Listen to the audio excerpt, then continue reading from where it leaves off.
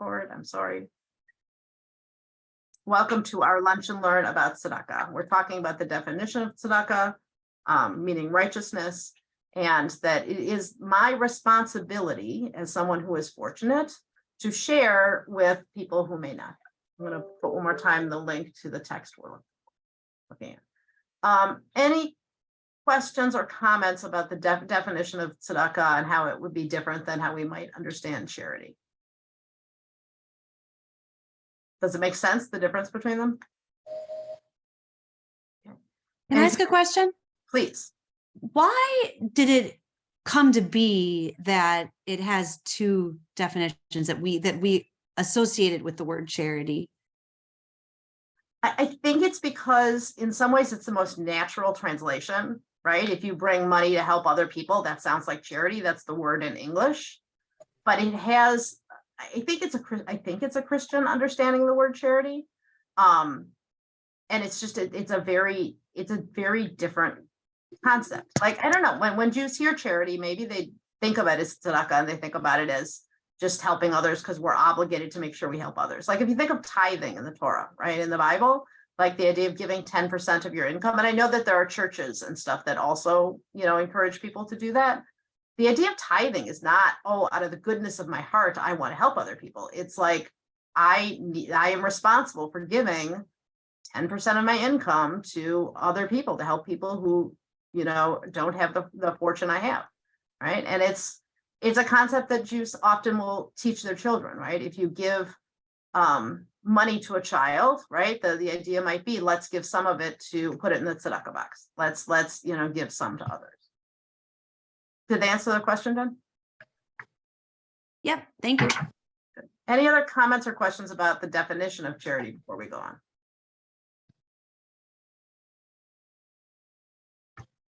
Okay. All right, so we're gonna go on and we'll look at the texts. And there are so many of them, but they're short. So there are many more texts than we usually look at that when we're together, but they're mostly very short. So hopefully we'll get through them.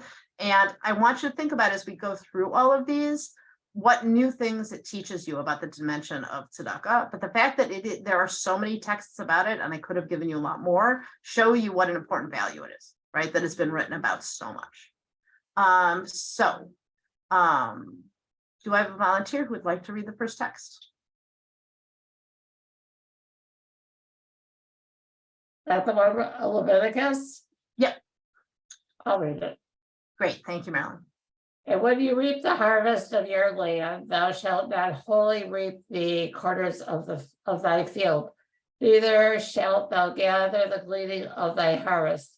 Thou shalt not glean thy vineyard, neither shalt thou gather the single grapes of thy vineyard. Thou shalt leave them for the poor and stranger. I am the Lord your God. Okay, so this is part of what this part of the Bible is often called the holiness codes. And what does it mean to be holy? One of the things we have to do is to leave the corners of our field for people who can't afford to feed themselves. This is very different than, say, a poor person standing on the street with their hand out and putting money in. How is this different? What different element does this have to just leave the crops for someone who is poor to come and take them? Because you're giving them some feeling that you're not just giving them a handout, that they have some dignity, that they're actually working to get something. Good. So first of all, they've got the dignity of working, to get it. It's not just a handout. In some ways, it's a hand up. And it also preserves dignity in another way. How else does it preserve dignity? It's anonymous. It's anonymous, right? So it's the corners of your field. It's not the center of your field. So anybody can come and take what they need. They don't have to come and ask permission. They may not even know whose field it is, right? They may not know who's giving it to them, and the person who's giving it might not know who's taking it. The other thing about this that's really interesting is it's not measured. It's not like a tithe where they say 10%. It doesn't say how much of your corner you have to leave, right? It just says to leave the corners. So that's up to each person to decide, how much of my corner am I going to leave? I mean, the gleanings, right? The stuff that gets dropped, the stuff you missed the first time, that's I guess that's measured in a sense. I guess it depends how careful you are when you're harvesting. But the corners is kind of up to you to figure out what you can afford to give. All right, little trivia question. Does anybody know a story in the Bible, not in the first 5 books, but in the Bible that directly mentions this concept? Was that the Ruth? The book of Ruth, right? Which coming up on the holiday of Shavuot, which is in just a few weeks, we read from the book of Ruth, right? Ruth and her mother-in-law Naomi were destitute, right? Her husband had died, her father-in-law had died. They had no way to support themselves. And so Ruth went out into the fields and took the gleanings, the extra of the harvest from Boaz, who she eventually ends up marrying. Excellent. All right. And by the way, there are still people in the land of Israel who still do this. We'll still leave the corners. What might we compare it to that happens in the United States today? I certainly know about it in the Jewish community, but I don't think it's only in the Jewish community. Could be like a food bank. So maybe a food bank. I'm actually thinking about farming.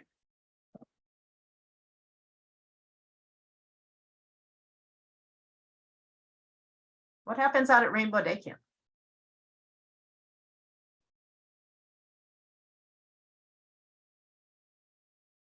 The boning farmers, Boning farmers, they grow stuff, and what do they do with it? they take it to the Jewish food pantry. Right, so some goes to the Jewish food pantry, some of it I think they sell, and the money they raise also goes to, I don't know what Tzedakah, but certainly maybe to support their program. But it's a great example, right? So there are ways of doing this today, and there are community gardens all over the place, you know, that do different things. I think also the program that Tikkun Ha'ir does, right, where what is the name of the program? The Veggie Chop Shop, right? Where people bring the produce that they've grown and they prepare it and they give it to homeless shelters all over the place. So there are possibilities here in Milwaukee where we can do an adaptation about this process. And CEBJ, yep, I think they also do it. I think there are a bunch of places in Milwaukee. Like I said, some in the Jewish community, I'm sure some not in the Jewish community. If we think about like urban farms and that kind of thing, I think this is happening all over, which is an amazing, amazing thing. All right. If we talk this long about each text, we're not going to get through very many. So we'll keep going. So this next one is from the 5th book of the Torah, Deuteronomy. I'm going to call on people who have their cameras on to read, but if you don't want to, you can pass. Tina, do you or Cindy want to read this one? Sure. Text 2, correct? Yep. Deuteronomy 15:7. You shall not close your hand for your fellow man who is poor. All right. So what do we think this means? I mean, literally, obviously, don't close your hand, but it means more than just a literal not have your hand closed. What do you think this is talking about?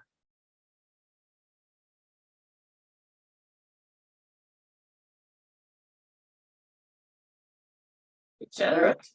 Go ahead, sorry. To be generous, right? If you know that somebody is in need, you shouldn't say, well, I'm keeping it for myself, right? There's a play, I think, is it a Neil Simon play? You can't take it with you. Is it Neil Simon? Can't remember who it was. There's a play. You can't take it with you, right? Your money can't go with you.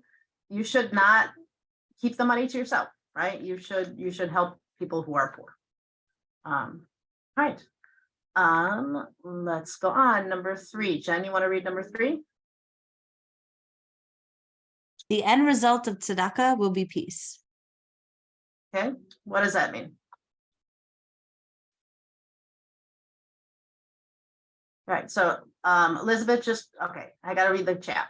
So Cray said to give somebody a hand to help them. Great. And Elizabeth said, she said she thinks it includes respecting a poor person as well.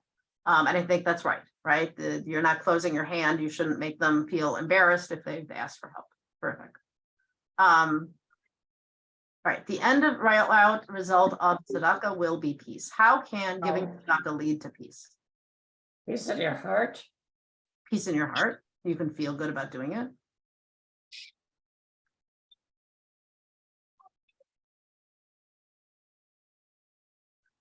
I would argue that the fact that there is such poverty in our world has led to many wars. I think it's led to a lot of violence, right? If somebody is suffering extreme poverty, they may feel like they've got nothing to lose, right? In order to change their situation.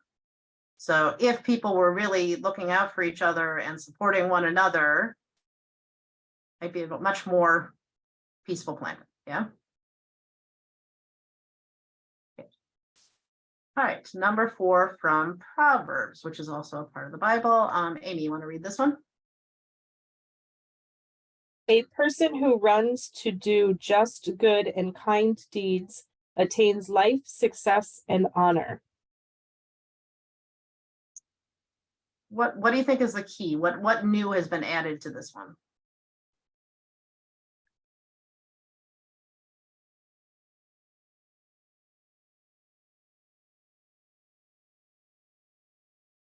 What do you think of the fact that it says someone who runs to do justice, to do good, to do kindness?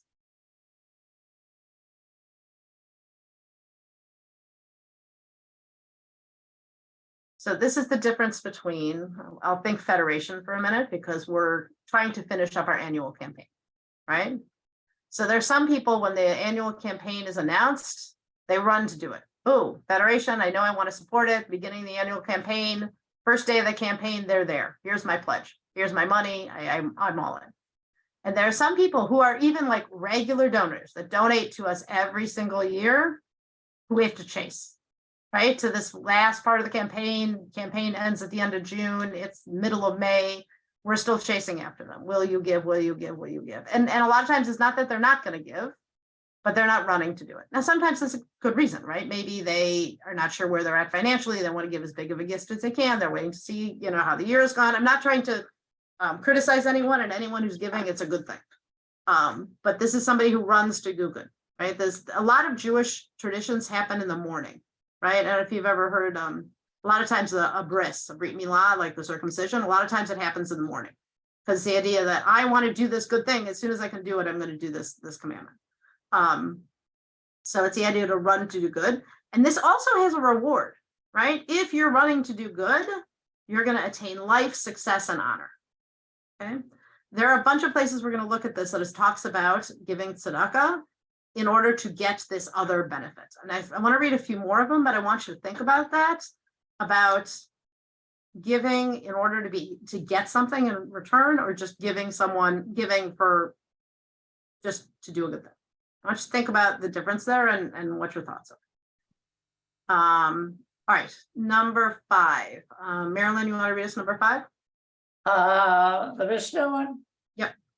These are the things that have no definite quantity. The corners of the field, first fruits, the offerings brought on appearing at the temple of the 3 pilgrimage festivals. So this is what I was saying before. There's not a certain size for the corners of the field, right? You can do this commandment with a small amount or a large amount, however much you want to do. All right, number 6. Tina or Cindy, you want to read that one?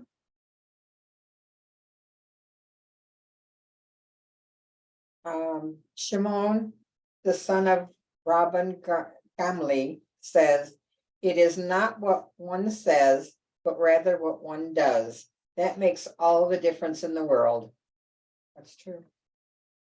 Who said that's true? I did. Okay, why is that true? Because you could say anything and not do anything about it, but as soon as you start doing something, this is when it shows. This is when it makes the difference. Absolutely. And I've said this before, but I'll say it again.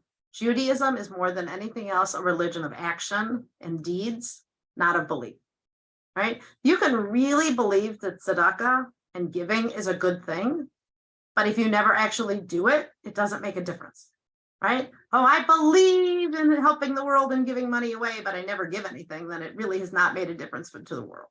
And you can give it, and maybe you're doing it for the wrong reason. Maybe you are only giving to get your name up at a building, or you're giving to get your name in the paper, or you're giving because then people will vote for you. Like whatever, you're doing it for all the wrong reasons maybe, but you're giving, it's still helping the world. It's still making a difference. So it's very much about action, not words. Excellent. Number 7. Jen, you want to read this one? Can I ask a question first? I Absolutely. think it ties to the last 2. So Yeah. I think it's interesting that you can have a different intention, but it's it seems to be the same reward. Same And word. is that fair? Is Same that order. fair? Is that fair that like I give because I want to give so I can get my name on the side of the building. I want to give just because it's the right thing to do, but we all attain life success and honor for it. So first of all, I don't know that the reward would always be the same, or maybe not the same level, right? And we'll see, hopefully we'll get to it. There are levels of giving, and we're going to look at them that Maimonides talked about. So the reward might be different. But in terms of the difference it makes in this world, right now, the difference is the giving or not giving, not the attitude, right? Now, that said, and I don't think I put this text in here, it's not okay to steal and give that money, right? If Robin Hood is not a Jewish idea. If I'm stealing money from somebody in order to give it away, then that's not considered a good deed. Like you can't make up for something wrong by giving. Although certainly we had a lot of examples of it in this country, right? If we think about the robber barons, right? The really, really rich people in industry who have given so much, I know I'm thinking like Carnegie and like people like that, they stepped on an awful lot of people to get to the top the way they were going. I'm not going to weigh in whether they broke laws or whatever, but I know that they caused great harm in getting there and then gave all that money away. Does that make a difference? It doesn't fix what they did wrong, right? So I think that might be really complicated, like where the money came from. Let's read one more, and I want to think about how it interacts with this. Read number 7. Jen. One mitzvah leads to another. Okay. Following one commandment leads to another. Doing one good thing leads to another. We didn't quote the second half of that, which is one bad deed leads to another. One bad deed leads to another, right? You do good, it leads to more good. You do something bad, it leads to more bad. So I want you to go back. Sorry, go ahead. In Sunday school, have that song that they sing. Yeah, mitzvah gereret mitzvah, right? I want you to think about that in terms of tzedakah. Let's say somebody's giving for the wrong reason, and let's take the getting your name up on a building. How could that lead to another mitzvah? Giving very publicly. Well, somebody could get it in their head that, oh, somebody else has done it, so I will do it, not knowing the backstory. Right?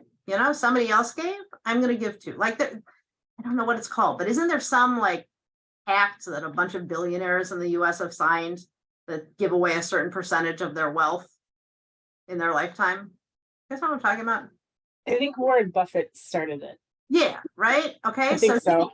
He's this big billionaire, and he's saying to the billionaire, I'm going to give away this percentage of my wealth in my lifetime, and tries to convince, Bill Gates and a bunch of other billionaires to do the same thing. Right. Or a really good example is GoFundMe pages. Right. I mean, these GoFundMe pages are amazing. And you see people giving $5, $10, and you see your friends on social media giving, and you think, oh, I can do that. Like I can help out. I think there are people that are helping like that, giving that way more than before GoFundMe existed.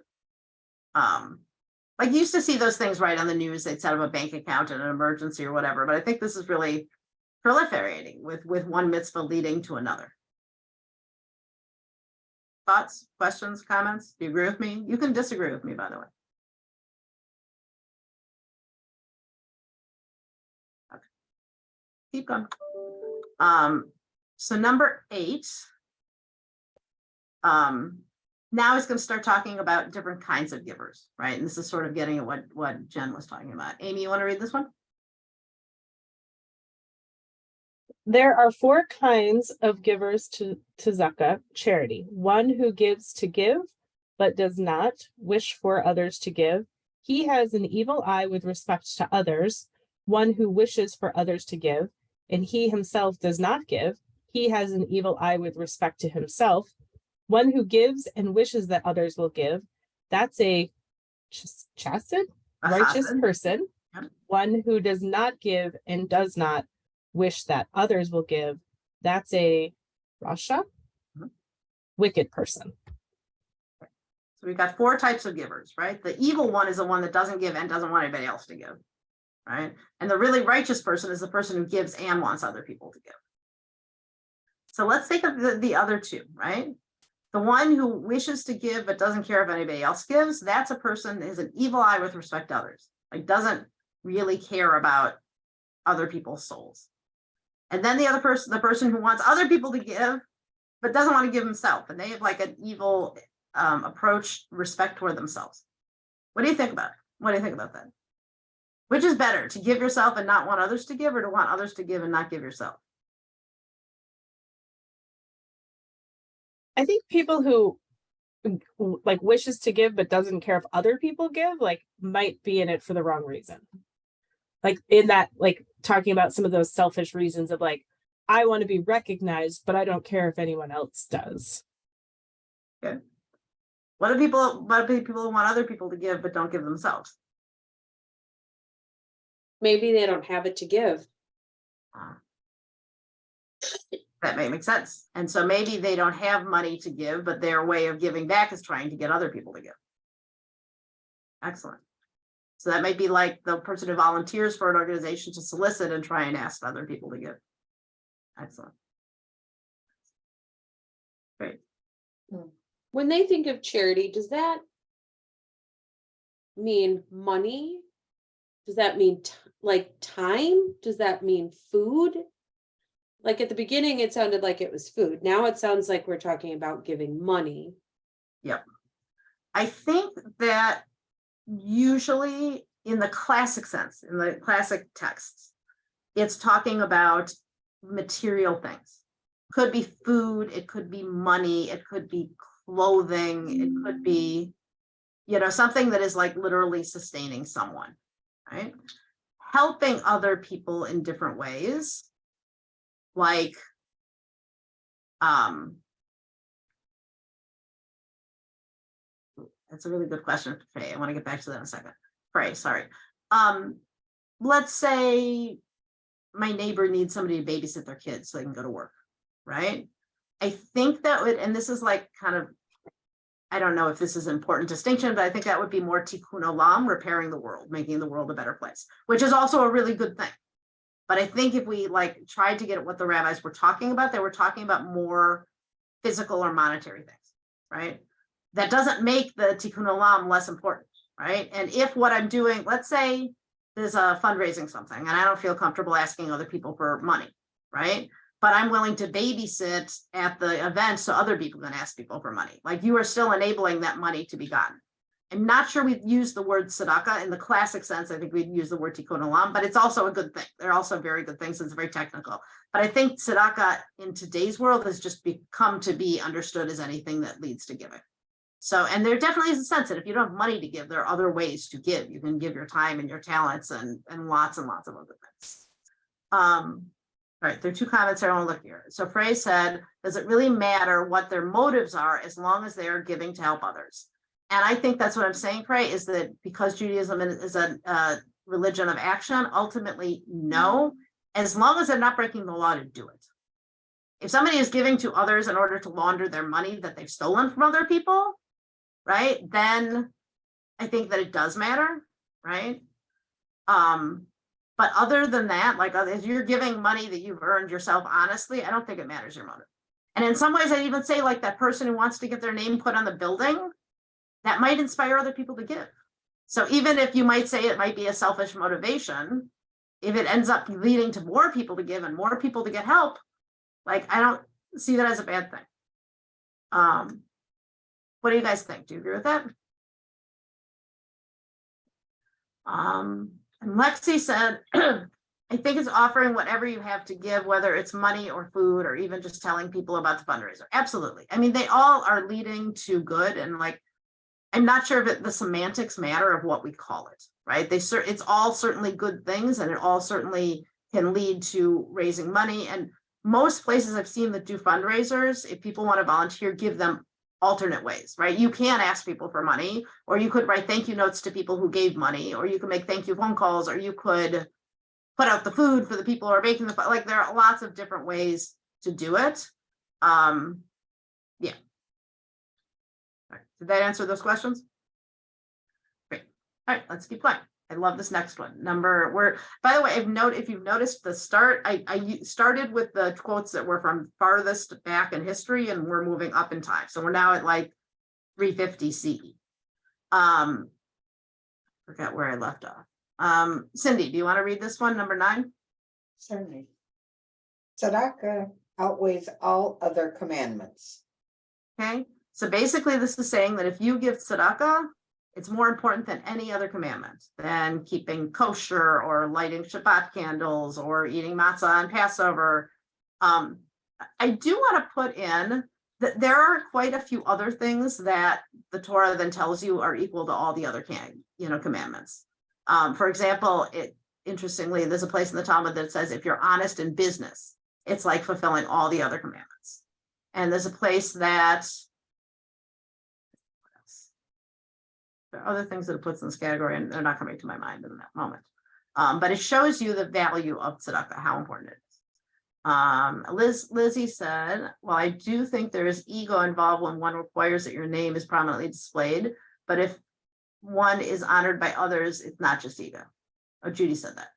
I agree with you. And like I said, sometimes having your name involved leads others to give. Like, I think there is value in giving anonymously, but I also think that in today's world, if that influences other people to do good, then that's also good. Like, there's real value in that. There are different ways of doing it. There are fundraising in communities used to be very public, and there's some really famous cases that were like during the Holocaust, when the American Jewish community was trying to raise money to help Jews get out of Europe and help save people. And also when Israel was becoming a state, where they had a bunch of really wealthy people in a room through a federation or that kind of event. And they literally locked the doors. And they said, we're staying here until we've raised X amount of money. And the donations were very, very public. There are still synagogues where on big holidays, especially like Simchat Torah, where they auction off the big honors during the service, right? So this is the honor of like being called up to the Torah, and synagogues used to say, take like literally do an auction. We'll give $100, we'll give $1,000, whatever, to get these big honors. Personally, I find that a bit distasteful and uncomfortable. But again, if that's what brings money in the door to do for a good thing, then maybe there's some value in it. I think it takes a little away from the sanctity of the service. But again, like, sorry, were you gonna say something, Tina? Oh, no, we were agreeing with you. All right. Text 10 is also a very, very famous one, and I feel like we looked at it in our last Lunch and Learn in a different context, but we'll look at it anyway. Jen, you want to read us number 10? Sure. All Jews are responsible for one another. So what does that have to do with tzedakah?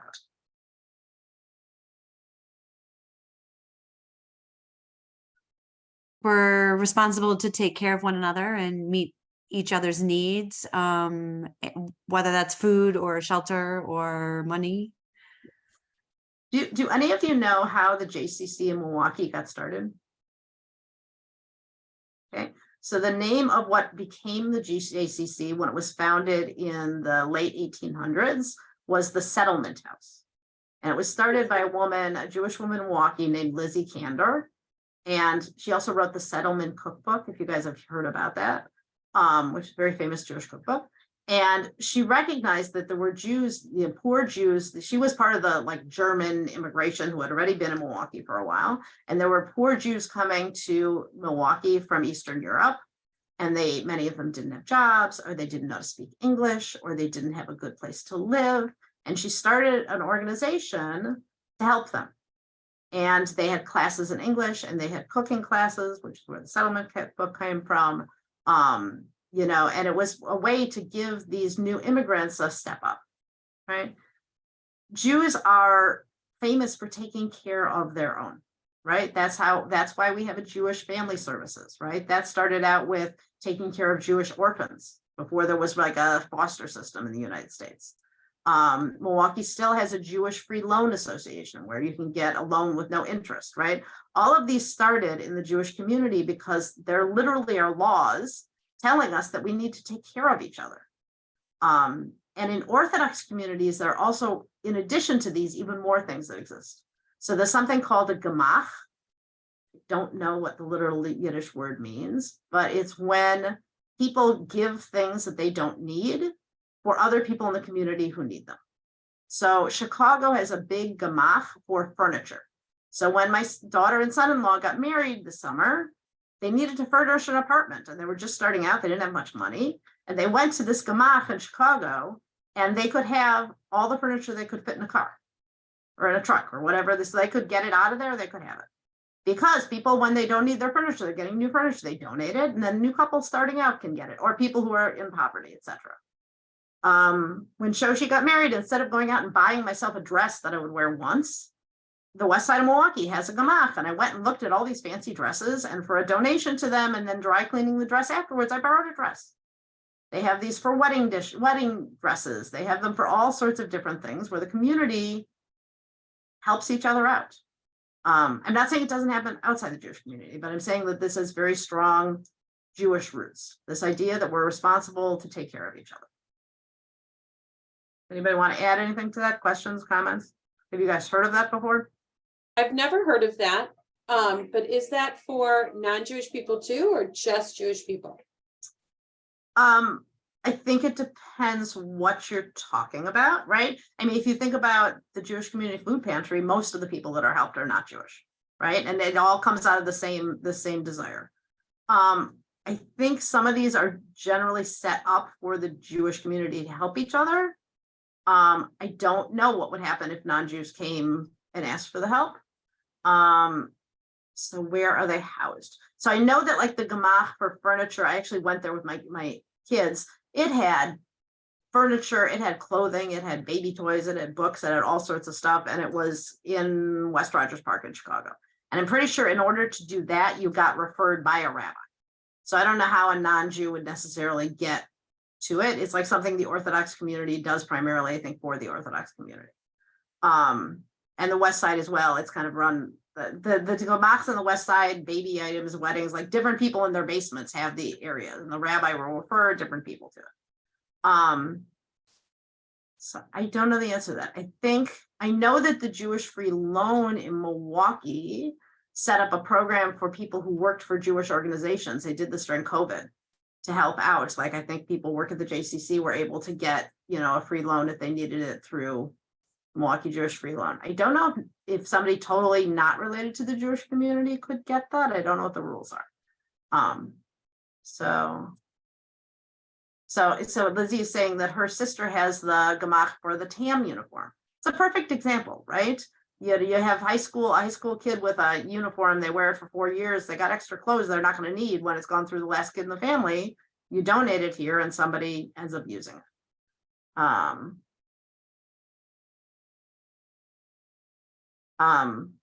Yeah.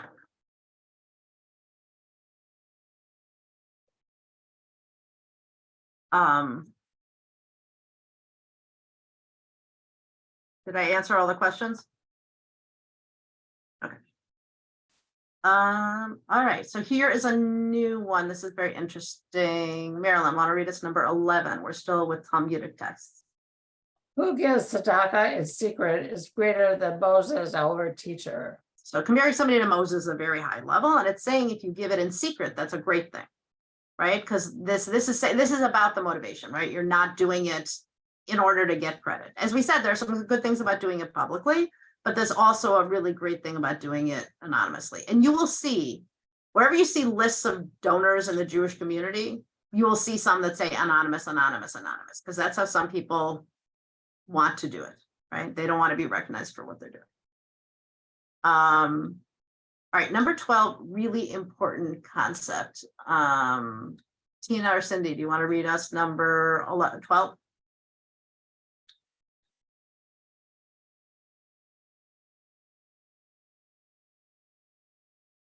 Okay. Even a poor person who receives tzedakah must give tzedakah. This is a fascinating concept. Even if you are living off of tzedakah, you still have to give tzedakah. Why do you think that is? I think it has to do with feeling worthwhile. I don't think anybody wants to feel that they are so beholden that they have no self-worth or no dignity. I think that's So it's good for self-esteem, right? That even though you're being helped, you help somebody else.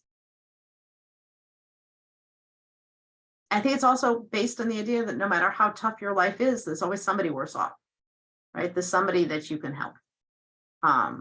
So that this is an obligation that belongs to everyone, right? So if you have something, you can give to others in some way.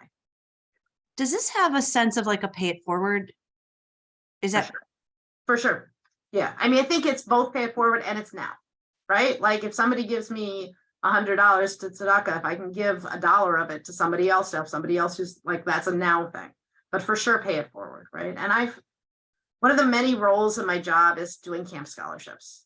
And it's heartbreaking often to read the scenarios that make somebody need a scholarship. It's all confidential, of course, but it's heartbreaking. But I have read things over the years, things like, I've always been the one giving to others, and it's very humbling now to have to ask for somebody for help. But I've also seen things like, I'm coming to ask for help now because I need to, but my plan is that someday when things are better, I'm going to start giving to other people for it, right? This sense that Tzedakah is not forever, right? You're getting, when you need help, you're asking for help and you're taking the help, but you're also paying it forward and helping others. Absolutely. All right. Number 13, Amy. I have no idea what that first word is though. Rabbi Elazar. Sorry, Rabbi Elazar says, but what's the next one? Oh, Tzadikim. Tzadikim. Good people say little and do much. Okay. So again, action, right? Don't just talk about it, do something about it, right? Good. Tzadikim are righteous people. Comes from the same word as tzedakah. Yep. Jen, read us number 14. Rabbi Eliezer said, one who works to get others to give is greater than one who gives himself. I want you to compare some of these. One of them said, if you give anonymously, you're greater than Moses, our teacher. But now this one is saying somebody who works to get others to give is even greater than giving yourself, right? So it's kind of giving you different messages here, but it shows you this value of helping other people give. Now, I think it's very hard to get other people to give if you haven't given yourself, right? That one of the first rules of fundraising is that you start by saying, here's why I give, right? You don't start fundraising for whatever it is, Federation, JCC, Cancer Association, without having given yourself. You say, I gave because I think it's important, and here's why I think it's important. But it shows you the idea of getting others to give. It's so much important, more important because it increases the value, right? I can only give what I can give, but if I get 10 other people to give, that might be a lot more than just what I can give. Yeah. And this, I'm not a great fundraiser. I'm talking about all this stuff. This is not my greatest skill. But what somebody pointed out to me once at a Federation training for soliciting people is to keep in mind, you're not just asking people for money to give up their hard work money. You are giving somebody an opportunity to do good, right? That when you tell them about it and why it's important, whatever it is you're fundraising for, you're giving them the opportunity to do a mitzvah. You're giving them an opportunity to do something good.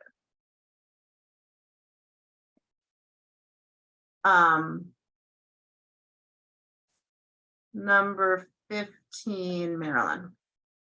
Number 15. It is a positive command to give tzedakah to poor people according to their needs, if the giver is able. Okay, so if you're able to give, it's your responsibility to give. But according to their needs is a really interesting concept. And I really want to know what you think about this. It's delineated more in other texts, but I don't think I brought them in. When you give to help someone who's become poor, you're supposed to give to them to get them to a level of how they were used to living. So let's say there was a prince who suddenly and had been living like royalty and suddenly lost everything and became poor. You're not supposed to give them your outcast clothes. You're supposed to give them clothes that would be like what they were used to wearing as a prince.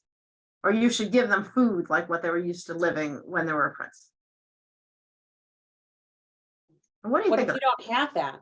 So again, it says according to your needs, according to if you're able to give, right? So you can't give more than you should give, But that when you're thinking about helping somebody, you should be trying to raise them back to a level of what they were at. Maybe a prince is a bad example, right? But somebody who had been solidly middle class.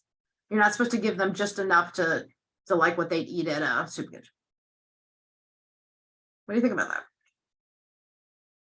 Is the idea behind that so that they can then give away what they don't need? Like, because No, if you're giving, like, let's say you're able to give $10,000 to that person to get them back up to living in a house, but you could take that $10,000 and give it to 3 people, then they would all live in an apartment.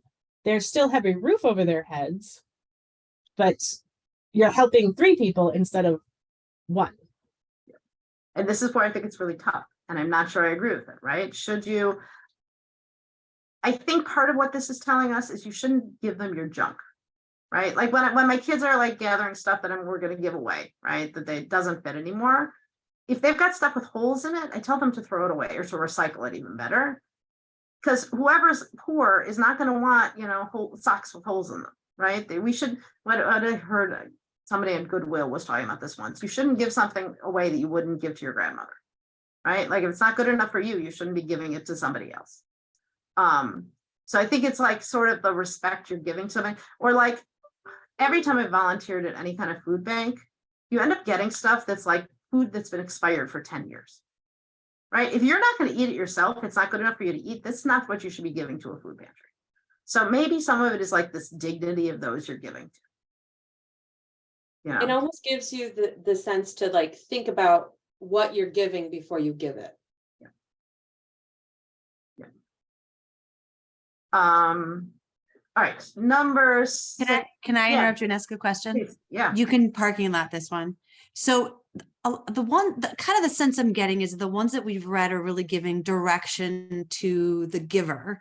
Is there anything, or have we read about, or read between the lines about the receiver showing any commandments or directives about showing appreciation or gratitude or saying thank you? Thinking. There is the idea that even somebody on tzedakah has to give tzedakah, right? So that is definitely on the giver. But no, I don't think I've ever read, not that I know of, I don't think I've ever read a text saying that someone who receives is obligated to do X, Y, and Z. I do think this idea of paying it forward, and once you're, in better states to be giving to others. I guess maybe there's an assumption that if somebody gives to you, you're going to be grateful for it. But I don't think I've ever seen that. That's a really interesting question. There's that story that we hear a couple about giving a person a fish. Don't give something about a fish, where you don't give them the fish, but you give them. I'm saying it wrong, but you give them the ability. Teach them to fish so that they can eat. If you give them a fish, they eat for Right. one day. But if you teach them to fish, then they learn to eat every day. Yeah. All right. So- So I'm gonna jump One of my ahead. favorites. Receiver then have an obligation to not only accept what they're getting, but also to kind of look at what they can do for themselves to go forward. So I'm going to jump ahead. I want to share something. Maimonides, who's often called Rambam, came up with a ladder of tzedakah, of levels of tzedakah. And I'm not going to give you the answer. Don't look ahead in the handout. He talks about 8 different types of giving. Okay, a direct small donation given grudgingly after being asked, a direct donation to the hand of the needy given without being asked, when the giver doesn't know the receiver and when the receiver doesn't know the giver, to help a person become self-sufficient, that's giving a person a fish, teaching a person a fish. The giver knows the receiver, but the receiver doesn't know the giver. A small donation given cheerfully after being asked. The giver doesn't know the receiver, but the receiver knows the giver. A very large donation being given after being asked. So I want you to look at these just for a minute and think about which do you think would be the highest level of giving and which would be lower on the list.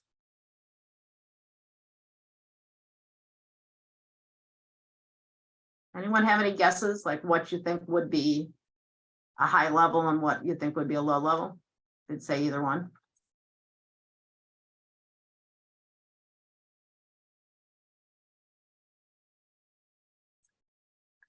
A small donation given cheerfully after being asked. Um, That's That'd be- Tina. Cindy? You think, have a you different think that'd be choice? a high level one or a low level one? I think it would be a high level one. Okay. And what did Cindy say? I don't know yet. I put her Oh. under the pressure. Shelley, were I you gonna think say something? Yeah. A low one would be a direct small donation given grudgingly after being asked. I think that's on the low end. I That think makes that would sense. be- Yeah. Okay. Yes. Small donation given grudgingly, good. We got something. Helping someone become self-sufficient is high. That's from Lexi Brown. Yep. All right, so let's take a look at it. And again, this is according to Maimonides, you don't have to agree. All right. So the lowest level, a small direct donation given grudgingly after being asked. So somebody said that. Next after that is a small donation given cheerfully after being asked. The next one is a large donation given after being asked. So, right, so a large donation is better than a small donation, right? It's going to help more people. Next is a direct donation to the hand of the needy given without being asked, right? Somebody is standing on the street corner with their hand out, you give the money to them. The giver doesn't know the receiver, but the receiver knows the giver. What would be the advantage of the giver not knowing the receiver? Go ahead. That's an anonymous one then. It's anonymous. What's good about being anonymous?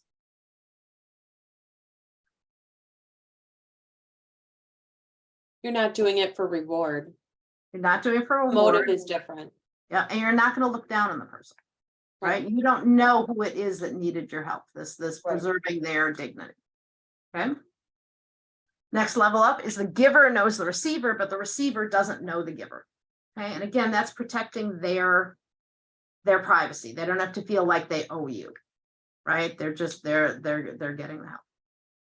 Next level is totally anonymous. The giver doesn't know the receiver doesn't know the giver. You just know somebody needs help and you give it, and the receiver doesn't know who got it.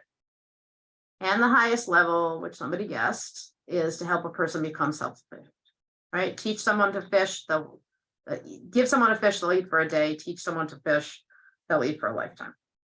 Like this idea that if you can help somebody be self-sufficient, that's like the very best thing that you could do for them. Do you generally agree with this? Does this ladder make sense to you? Yeah. All right. Let's see. We got 5 more minutes. We can do a few more. Lost my sheet. I can find it. Okay. Let's look at number 16. Amy, you want to read a 16? Woe to him who shames the poor person. Okay. You shouldn't be embarrassing somebody when you give to them, right? Whether you want your name up in bright lights or you don't, you need to find a way to give that doesn't make somebody feel embarrassed, publicly embarrassed.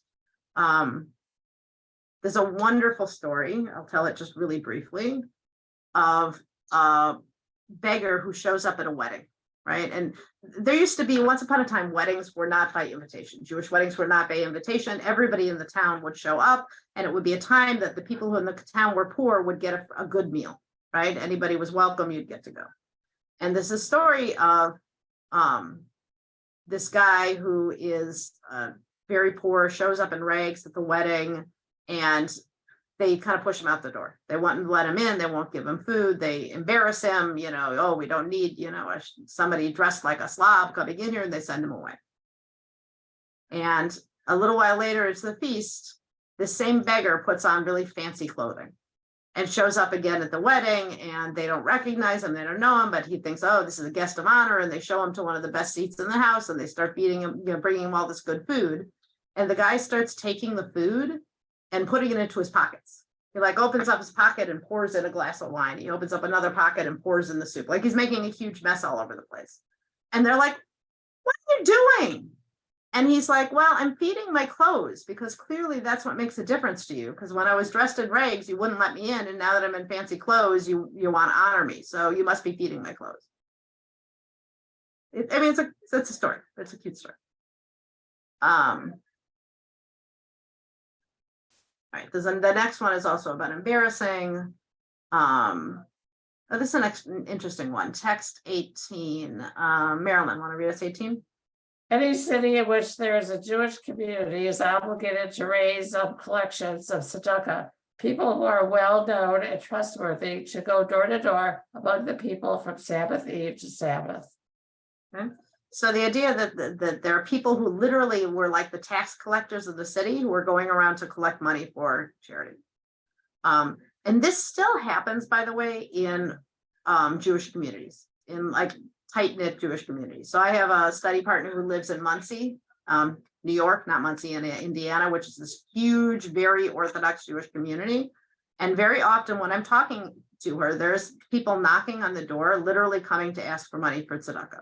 Some of them come from out of town. There are people who come from Israel to raise money for, schools of higher learning, or to raise money to marry off one of their kids if they don't have the money for it, or for orphans, or whatever charities. She gets knocks multiple times every single day, people coming to ask for money.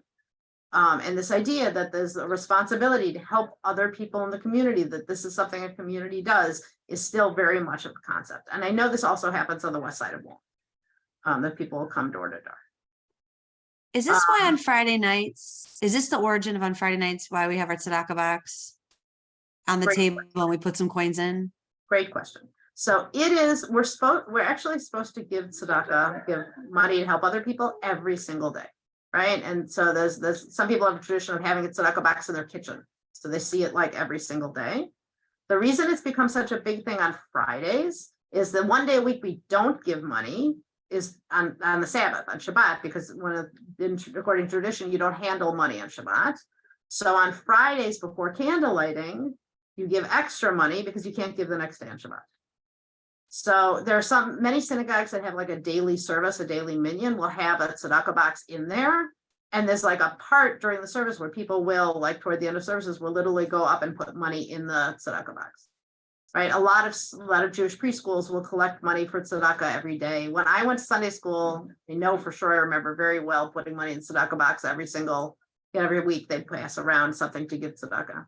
I will tell you that for many years I tried to get myself to give tzedakah every day and couldn't seem to remember it every day, even though there were tzedakah boxes in my house, and I couldn't manage it. And I finally started doing it every day after my mom died, because I was going to synagogue and saying Kaddish every day, and I made it part of my daily praying. So right after I finish praying, now to this day, I pray at home, I walk over to the tzedakah box every day and put the money in. Like I finally was able to fix it to something, to attach it to something that I was doing every day anyway. There are also some wonderful websites now, and I don't know what they're called, but that have been set up Jewishly, that you can just set it up to give some money every single day. Like you can give 10 cents a day, $1 a day, whatever you want to do. And they let you pick from all these different tzedakah organizations, and they like take it out of your credit card or whatever. So it becomes like a regular thing to make tzedakah a regular. We did not get through all of these, but I want to point out that I pulled a few at the very end that aren't Jewish quotes, just because I wanted you to get a few other ones. In fact, let's just end with this last one, number 28. For Margaret Mead, who said, "Never doubt that a small group of thoughtful, committed citizens can change the world. Indeed, it's the only thing that ever does." So you shouldn't doubt that giving a nickel every day into the tzedakah box makes a difference. Because if each of us are doing our part, and a small part, and by the way, we didn't talk about this, but helping others can mean all sorts of different things. It could be cancer research, it could be for the homeless, it could be food for people who need it. It could be like there are 1,000 different ways, more than 1,000 different ways that you can give to others. And I should have given Jen a chance to talk about Teen Philanthropy Board, which is a program of federation that she runs to help teach our teens the value of giving and thinking about where to give that money. And I'm sure she would be happy to tell all of you about it in another time. So I wish all of you a wonderful day. I've enjoyed learning with you this year, and I will look forward to starting classes up again in the fall. And I hope everybody sometime gets off this call and gives a little bit of tzedakah somewhere. Oh, I'm going to tell you one more thing about tzedakah, which is really interesting. I'm about to go to Israel. I'm leaving on Thursday, and several people have come up to me and given me $2. Anybody know why? To put in the wall? To put anywhere, to give to tzedakah somewhere in Israel. There's a concept that when you are in the process of doing a mitzvah, of doing a commandment, that gives you some level of protection, right? Because you are a shaliach mitzvah, a messenger of this commandment. So by giving me $2, one to give to tzedakah when I get to Israel, and then one to give when I come back to America, it's the idea of kind of protecting me in my journey because I'm in the process of doing this commandment. So you may see people do that sometime, but it's a really nice. Do they do that with the children who are going to Israel on their 8th grade trip? I am pretty sure I remember Moshe Katz doing this with kids and giving the kids $1 before they leave. I'm guessing that they probably do it for Beta Hillel too. I'm guessing that there are a lot of trips who do it or encourage the parents to give them, $1, to do this. So, and believe me, wherever you go in Israel, there are plenty of places, plenty of tzedakah boxes, plenty of places to give. All right, so wishing everybody a wonderful day, a great relaxing summer, and look forward to seeing you back at classes in the fall. Thank you for everything. Thanks, everybody. Thank you. Thank you. Thank you, Zippy. You're welcome.